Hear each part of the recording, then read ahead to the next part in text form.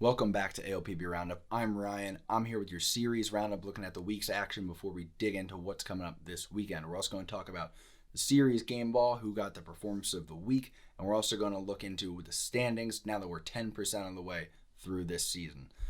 Power salvaged their final game of this series on Long Island, winning 5-2 against the Ducks, get their first road win of the season, and they do it at the right time. Both starters pitched well in this game but ended up with no decisions.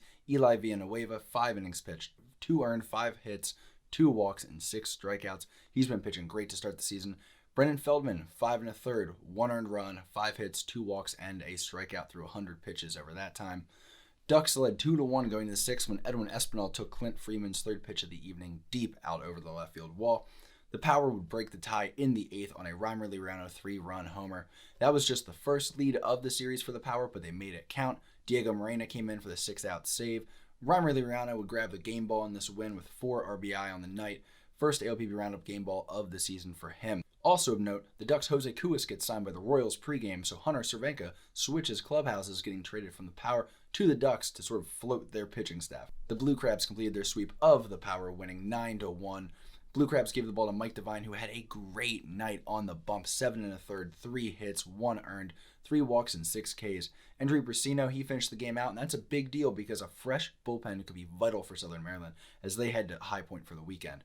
Riley Hovis had himself a game on the mound as well, just didn't get the win. Truly a great start to the season for him, by the way. Sub-3 ERA, a whip hovering right around 1. It's beautiful work for him, the Gastonia native, getting it done. He went 7 innings tonight, 6 hits, 3 earned, 2 walks, and 3 Ks. Jake Skoll also had himself a game in the loss, 3 for 4. He even stole a base and threw a guy out at third. For Southern Maryland, they scored all of their runs in the 2nd, the 8th, and the 9th. Michael Baca, he went 3 for 4 with a home run and 3 RBI out of the 9-hole. He's got a .918 OPS in his first 10 games. Mike Devine gets the win and the game ball, second game ball in his last 2 starts. Riley Hovis, despite his efforts, takes the loss. Southern Maryland's now won 3 straight, and Gastonia has lost 5 in a row. They're heading to West Virginia for the weekend. They got to turn it around. Lexington, they finished their sweep of the Rockers in High Point with a 12-7 win. Both teams homered 3 times. Courtney Hawkins hit 2 home runs for Lexington. He now leads the league with 7 home runs. Cole Sturgeon took a ball over the right field scoreboard. Lexington, they played 8 runs in the 7th. That was more than enough. James McCowan, Jared Mitchell, and Stuart Levi had homers for High Point. Hawkins, he gets the game ball in this one, 2 for 3 with 2 home runs and a walk. Jeff Thompson and Ricky Knapp both struggled on the hills starting for these teams. Preston Gainey, though, he came in, he got out of a jam for himself. He did make the jam, but he got out of it because he doesn't allow runs, Preston Gainey. Nasty. Lexington's on a 5-game win streak, and this sweep of High Point puts them 4 up in the South Division.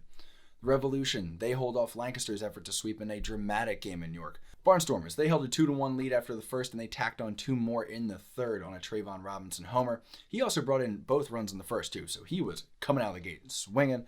York got 2 back in the 4th to make it a 4-3 ball game. Lancaster scored 1 in the 7th before York scored 4 of their own to take the lead in the bottom half of the inning, including 3 runs off a Carlos Castro home run. So at that point, they're up 7-5 on the Barnstormers. However, Lancaster's not done.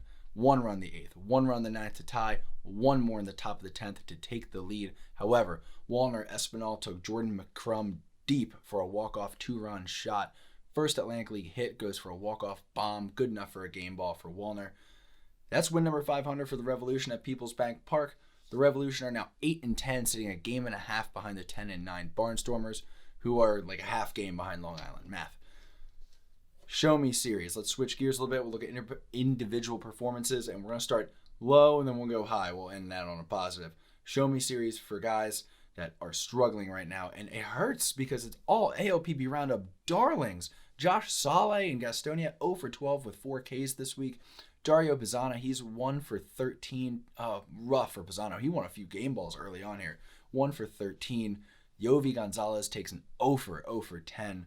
We're going to keep an eye on them, and we're going to keep this moving because I don't like to dwell on the negative. We're just going to say we spoke into existence. They're going to have a week, and we're good to go. They could all be on MLB teams by Saturday. Optimism. Taking a look at game balls for the week, you can see we've awarded the bonus game ball for performance of the week to Courtney Hawkins. He had those 4 home runs that launched him into the number 1 spot in the league's home run count. Looking ahead to the weekend, Lexington travels to York. They're going to take on the Revs. The Legends sit 4 games up in the South Division already. They're 12-4. York just avoided the sweep today with the Barnstormers, and they're currently 8-10. Lancaster and Long Island will battle for the North Division lead this weekend. Long Island currently sits a half game up at 10-8. Gastonia heads to West Virginia, hoping to stop that 5-game slide. Gastonia is now dropped below West Virginia on the bottom of the South Division standings with a 7-10 record. Finally, Southern Maryland hopes to continue their 3-game win streak and move out of the bottom of the league standings. They had a High Point, who has now lost their last 3. High Point really just can't get it going. Either the offense is clicking or the pitching is clicking. They can't get it both at one time, driving people crazy.